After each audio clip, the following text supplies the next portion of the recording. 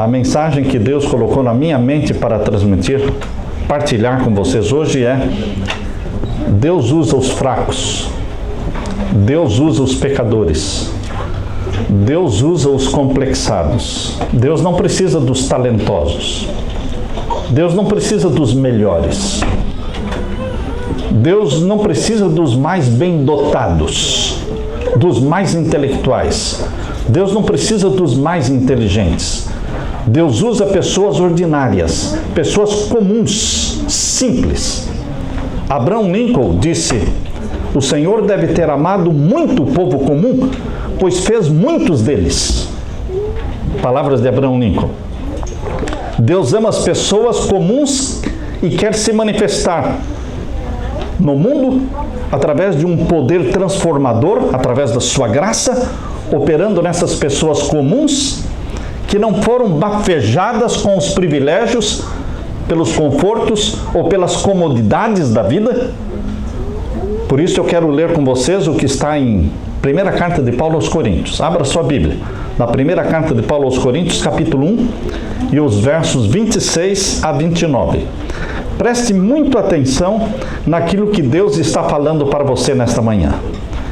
Talvez eu esteja falando para alguém que tenha complexos, talvez por causa do cabelo, por causa talvez do nariz, talvez porque é muito baixo, ou é muito alto, ou é muito magro, ou é muito gordo, ou tem pouca inteligência, ou não tem cultura. Enfim, queridos, Satanás nos atormenta com complexos, milhares de complexos. E Satanás tenta neutralizar você através dos complexos, neutralizar a sua vida, suas ações. E você se recolhe e você se anula por causa de complexos. Por que Deus não me fez daquele jeito? Por que Deus não me usa daquela forma? Por que Deus não me dá aquela voz? E você está desprezando o dom e o talento que Deus deu a você, e enfeitiçado pelos dons e talentos que Deus deu para os outros. Por isso, queridos, prestem atenção no que está escrito na primeira carta de Paulo aos Coríntios, capítulo 1, e os versos 26 a 29. Vamos ler. Porque vede, irmãos, a vossa vocação, ou seja, o seu chamado, que não são muitos os sábios segundo a carne. Deus chamou muitos sábios, poderosos? Não. Não são muitos os sábios segundo a carne, nem muitos os poderosos, nem muitos os nobres que são chamados. Mas Deus escolheu as coisas loucas deste mundo para confundir as sábias. Deus escolheu as coisas fracas deste mundo para confundir as fortes. E Deus escolheu as coisas vis deste mundo, as desprezíveis e as que não são, para aniquilar as que são. Para que Deus age desta forma? Verso 29 responde: para que nenhuma carne se glorie perante Ele. E o verso 31, para que, como está escrito, aquele que se gloriar, glorie-se no Senhor. Deus escolhe os fracos, Deus escolhe coisas desprezíveis, Deus escolhe pessoas que ninguém dá nada por elas. Deus escolhe estas pessoas, para que nestas pessoas se manifeste o poder de Deus e que a glória seja de Deus. Deus escolheu um Moisés que era pesado de língua, gago. Deus escolheu apóstolos que eram simples pescadores, sem cultura, sem estudo. Deus os escolheu. Deus também quer escolher você, meu querido irmão, quando os detratores, quando os inimigos dos cristãos, pagãos, desdenhosamente clamavam que os membros da igreja cristã primitiva vinham de uma ralé. Os pagãos diziam assim: esses cristãos, eles vieram de uma ralé da sociedade, vieram dos escravos, dos plebeus, dos operários. A igreja cristã respondia orgulhosamente, dizendo: nisto está revelado o poder divino.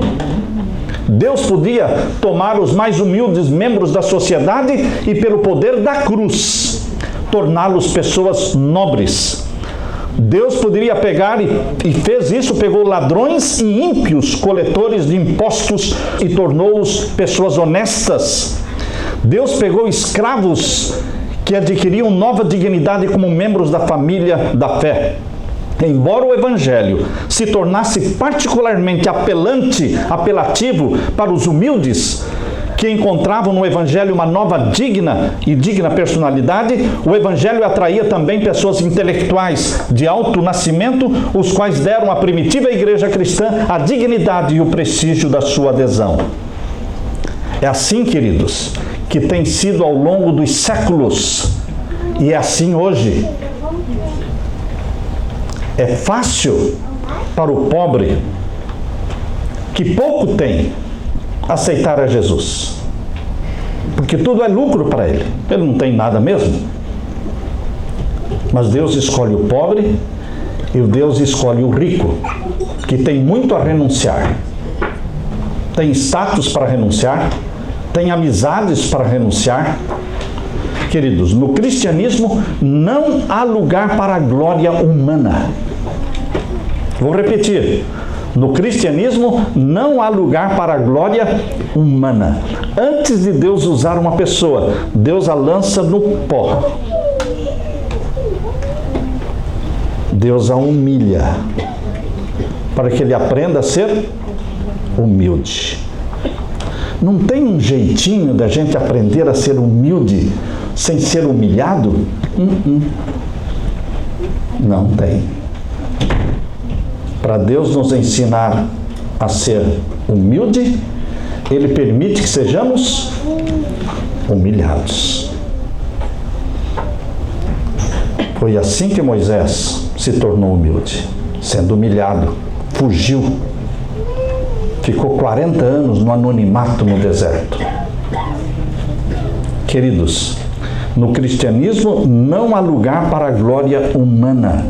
Na família de Deus, todos os grandes feitos são um reflexo do poder de Deus atuando no elemento humano, que voluntária e prazerosamente se submete à influência do Espírito Santo de Deus. Deus poderia ter escolhido para ser o pai da fé um homem que tivesse assim muitos filhos, mas não, ele escolheu um homem já idoso, de uma mulher estéril que nunca tinha tido um filho. Queridos, por que Deus fez assim? Para mostrar que Ele é o poderoso, Ele é quem pode todas as coisas. Ele faz as coisas impossíveis. Aquele que se gloria no Senhor, diz o verso 31 que nós lemos aí, primeira carta de Paulo aos Coríntios, capítulo 1, verso 31, aqui diz para aquele que se gloria, glorie-se no Senhor.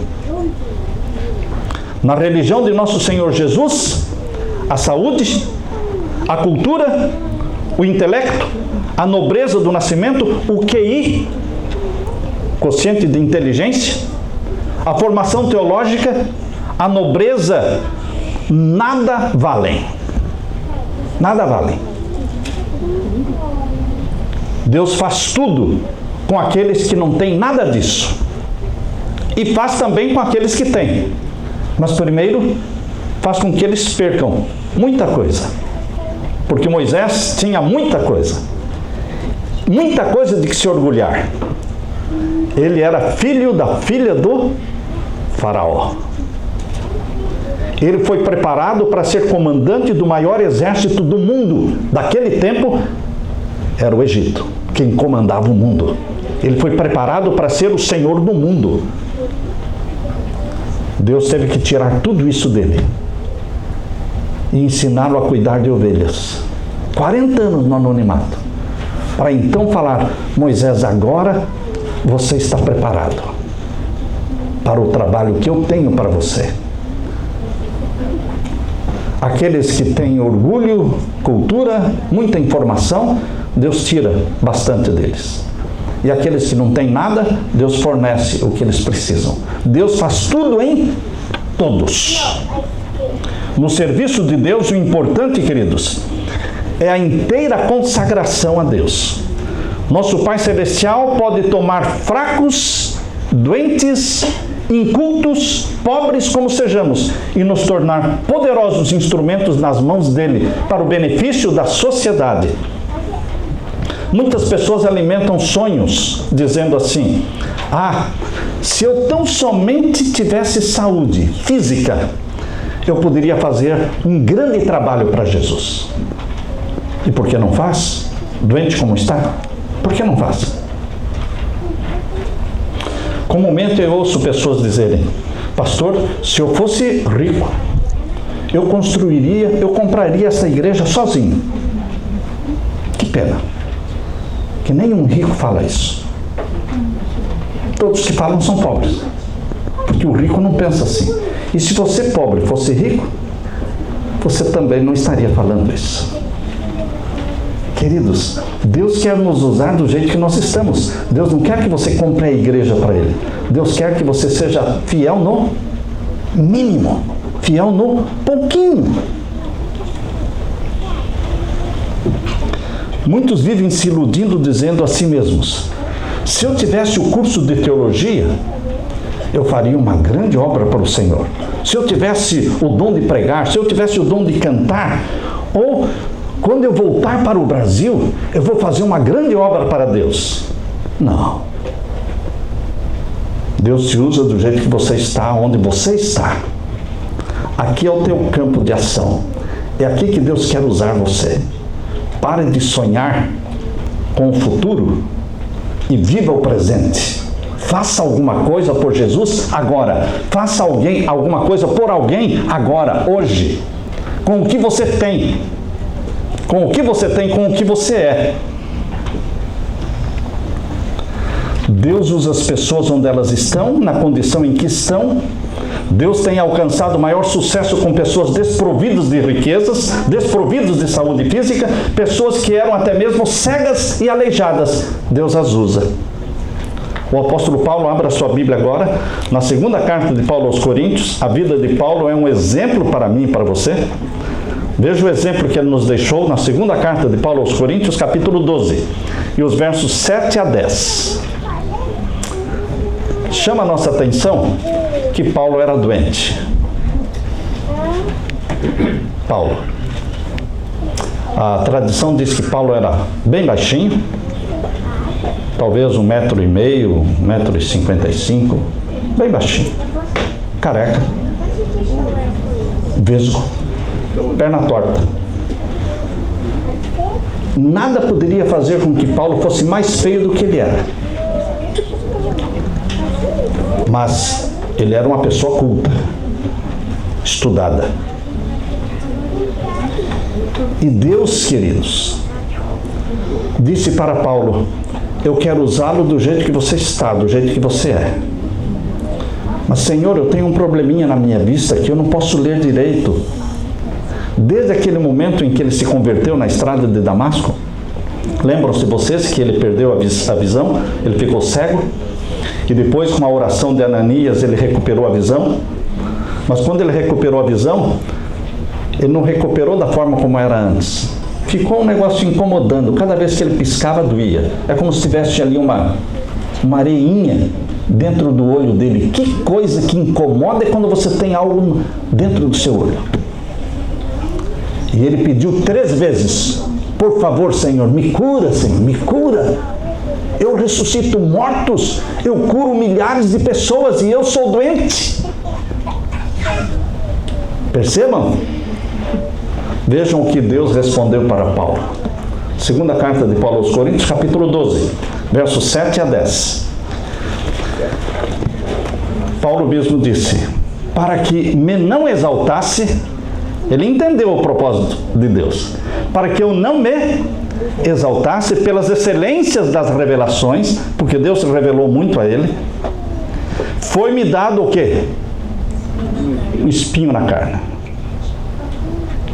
O espinho na carne, na vida de Ellen White, foi a pedrada no nariz que ela levou. Achatou o nariz dela. Achatou. Deformou o rosto dela. Ela, escrevendo sobre isso, ela disse: Deus tirou de mim todas as vaidades femininas. Palavras de Ellen White. Deus tirou de mim todas as vaidades femininas. Com aquela pedrada que deformou o rosto de uma forma que o pai, quando voltou de viagem, não conheceu a filha. Passou pela filha na calçada e não conheceu a filha. Deus tirou de Paulo também suas vaidades. Através do espinho, né? Na carne. Existem espinhos que Deus tira. Outros espinhos, Deus diz: não, deixa aí. Não precisa tirar. Você só precisa da minha graça. Você só precisa da minha graça. Isto basta. Vejam o que Paulo disse aqui. Para que não me exaltasse pelas excelências das revelações, foi-me dado um espinho na carne, a saber, um mensageiro de Satanás, para me esbofetear, a fim de não me exaltar. Acerca do qual 3 vezes orei ao Senhor para que se desviasse de mim. Ele estava pedindo o quê? Cura. Cura-me, Senhor. E o verso 9. E disse-me: a minha graça te basta, porque o meu poder se aperfeiçoa na fraqueza. De boa vontade, pois, me gloriarei nas minhas fraquezas, para que em mim habite o poder de Cristo. Pelo que sinto prazer nas fraquezas, nas injúrias, nas necessidades, nas perseguições, nas angústias, por amor de Cristo, porque quando estou fraco, então eu sou forte. Paulo entendeu o plano de Deus para a vida dele. Será que você já entendeu o plano de Deus para a sua vida? Ou você está esperando por algo? Deus te fez. Deus te capacitou. Pode ser que você não tenha 4, 5 talentos, mas no mínimo 1 você tem. Não existe ninguém na terra que não tenha pelo menos o quê? 1 talento. E não podemos ficar esperando pelo segundo, pelo terceiro. Nós temos que usar o talento que temos.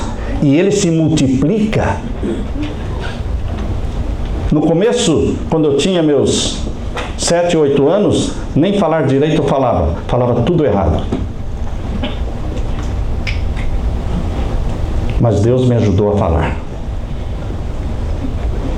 Depois, Deus me ajudou a cantar. Depois, Deus me ajudou a escrever. Os talentos, eles não se multiplicam sentado, ou assistindo televisão, ou balançando numa rede. Não. Os talentos não se multiplicam dessa forma.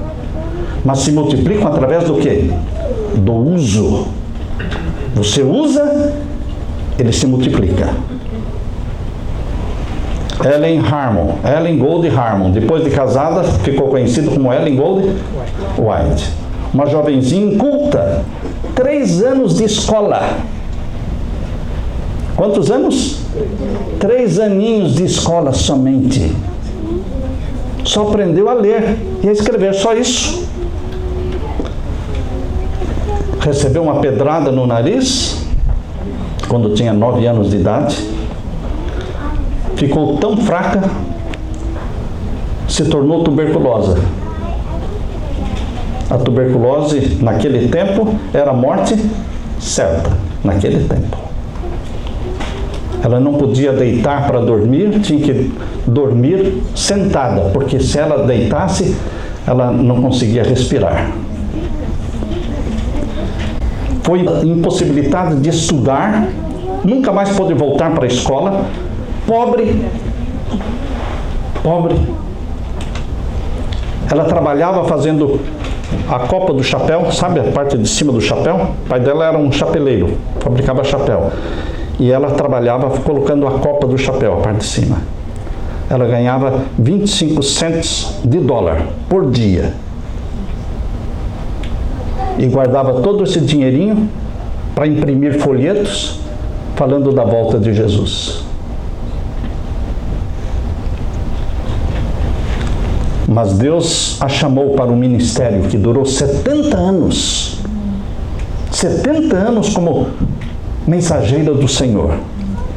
Escreveu mais de 50 livros e é a autora americana mais traduzida no mundo. Amém. Já parou para pensar? Ellen Goldwhite é a autora, escritora americana mais traduzida no mundo. Amém. O que Deus faz quando pega uma pessoa inculta, impossibilitada, doentia e a usa? Porque a glória toda é dele. Deus quer fazer isso com você. Do jeito que você está. Ela recebeu mais de 2.000 visões e sonhos. Agora, quero falar para você sobre Ricardo Baxter. Ele nasceu em 1615 e morreu em 1691. Líder da igreja puritana na Inglaterra. Ricardo Baxter viveu afligido por várias doenças. Vivia à beira da morte, não tinha saúde. Todavia escreveu mais de 100 livros. Como pode? Uma pessoa que vivia à beira da morte, morre ou não morre? Já morreu fulano? Não. Mas escreveu mais de 100 livros. Eduardo Payson viveu de 1783 a 1827, um homem de oração de Portland, aqui no Maine. Sua popularidade foi tão grande que milhares no país, no século XIX, colocaram o nome nos filhos deles de Eduardo. Foi uma explosão de pais colocando esse nome de Eduardo, nos seus filhos, na metade do século XIX, em homenagem a Eduardo Payson.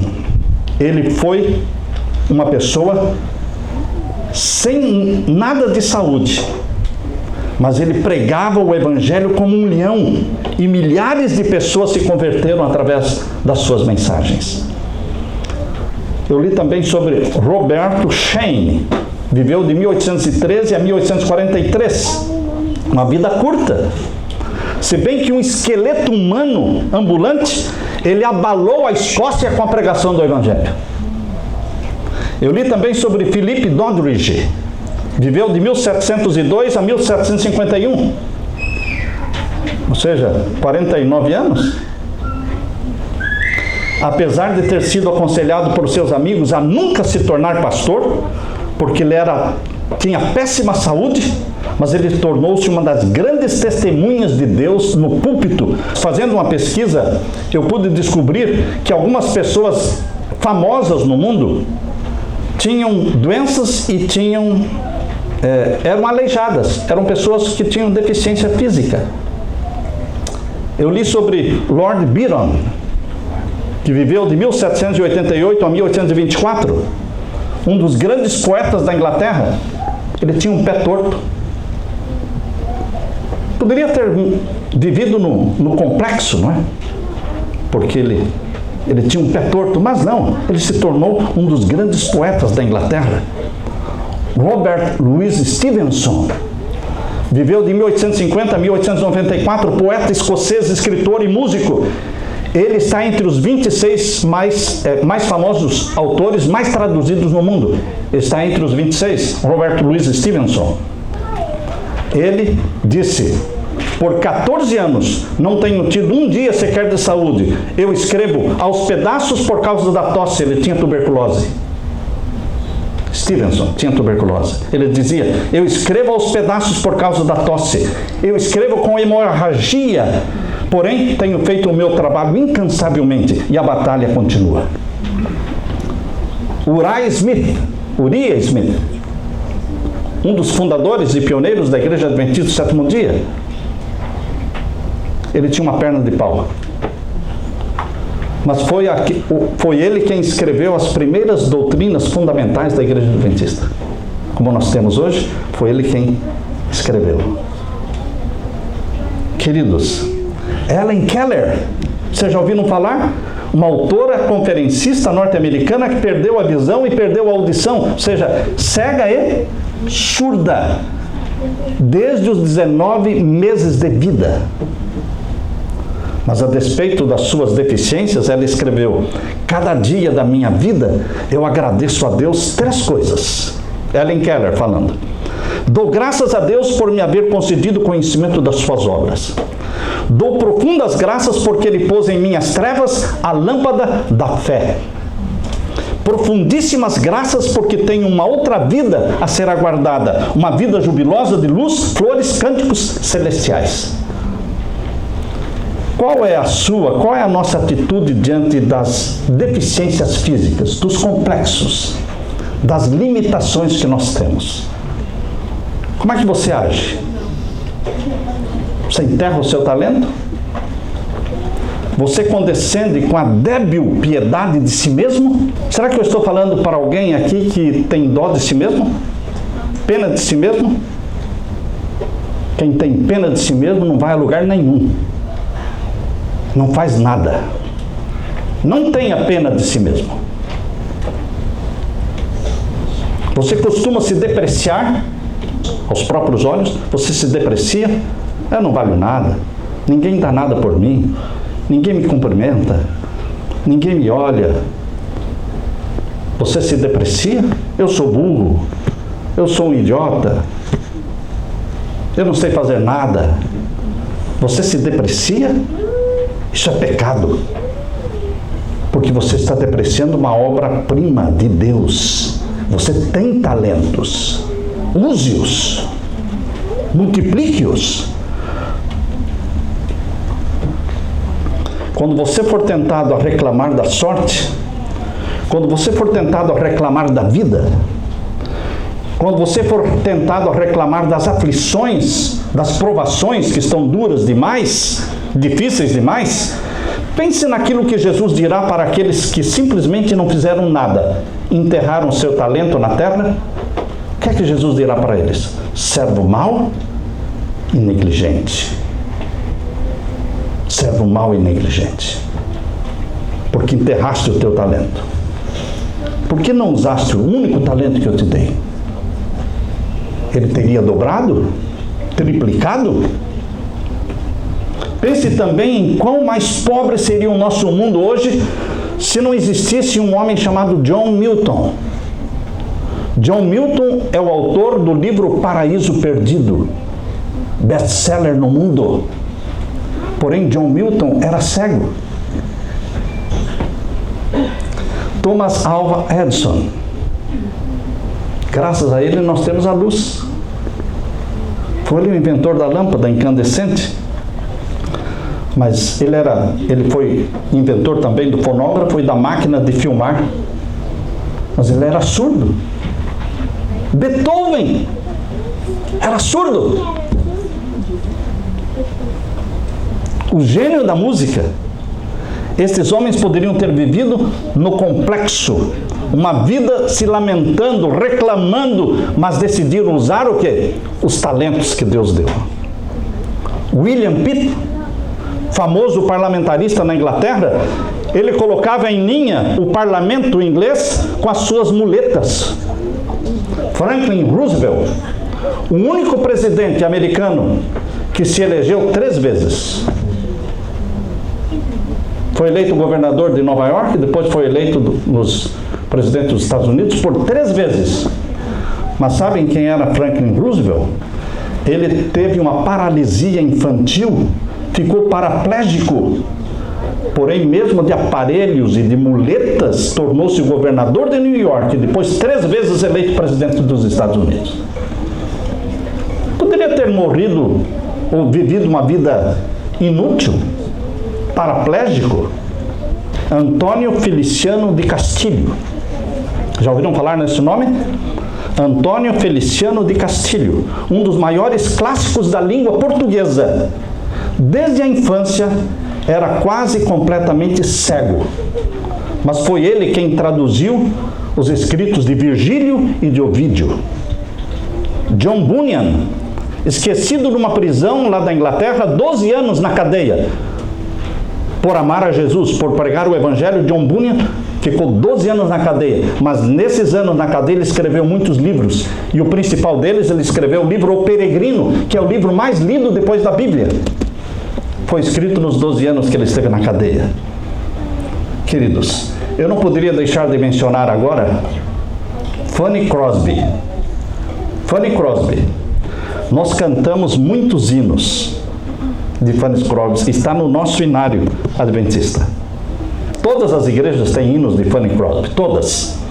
Porque ela compôs, sabem quantos hinos? 7.000 hinos. 7.000 hinos. Mas quem era Fanny Crosby? Cega. Com poucos meses de vida ela ficou cega, vítima do erro do médico. Mas com 10 anos de idade, Fanny Crosby conhecia a Bíblia como poucos a conhecem. Converteu-se ao ouvir cantar o hino de Isaac Watts, A Revelação da Cruz. Casou-se com um professor de cegos, que também era cego. Fanny Crosby se tornou, pela graça de Deus, a maior autora de hinos que o mundo já conheceu. Ela viveu 95 anos, faleceu em 1915. Queridos, o que é que eu estou tentando dizer? Que Deus quer te usar. Deus quer te usar não no Brasil. Os que estão no Brasil, que estão me assistindo pela internet, Deus os usará ali. Mas os que estão aqui, Deus os usará aqui. Quem está no Japão, Deus os usará no Japão. Deus te usa onde você estiver e do jeito que você estiver. Você tem que se prontificar. Eis-me aqui, Senhor, envia-me a mim, usa-me. Deus possui uma universidade chamada a Universidade das Aflições. As aflições da vida, os entraves físicos, são por Deus muitas vezes permitidos para que suspiremos mais por Ele. Quando a pessoa está com dor, ela suspira mais e ora mais. A criança se afasta do papai e vai correndo pelo parque. É quando o cachorro bravo aparece que ele grita pelo pai e pela mãe e corre desesperado em busca do pai e da mãe. Deus permite que alguns cachorros apareçam na nossa vida para nos fazerem correr para Ele. Queridos, corramos constantemente para os braços dele e clamemos pelo socorro, sempre presente na hora da angústia. Foi a cegueira de Paulo que o ajudou a ver Jesus. Foi a cegueira de Sansão. Lembra-se que Sansão ficou cego? E aí ele conseguiu ver Deus. Morreu salvo, porque morreu cego. Deus teve que permitir ele perder os olhos, porque senão ele ia se perder com aqueles olhos. Mas ele perdeu a visão e se salvou, porque aí ele viu Deus. As estrelas brilham mais nas noites mais escuras. Há uma pedrinha em quase todos os sapatos. Assim como há uma areia na concha da ostra, para poder produzir o quê? A pérola. Não existiriam pérolas se não existissem grãozinhos de areias dentro da coxa, machucando. Mas ela vai cobrindo com um líquido chamado nácar. E aquela pedrinha se transforma em pérola. Deus permite uma pedrinha no seu sapato. Mas não para xingar, não para reclamar. É para você se agarrar a Ele. As tempestades levam os navios para onde? Para onde as tempestades levam os navios? Para os portos. Há frutas que só se tornam doces depois que cai a geada. Deus às vezes põe os homens e mulheres de costas no chão a fim de que eles possam olhar para cima. Se o dinheiro do filho pródigo não tivesse acabado, ele nunca teria voltado para a casa do pai. Está vendo a bênção do dinheiro acabar? A gente ora mais.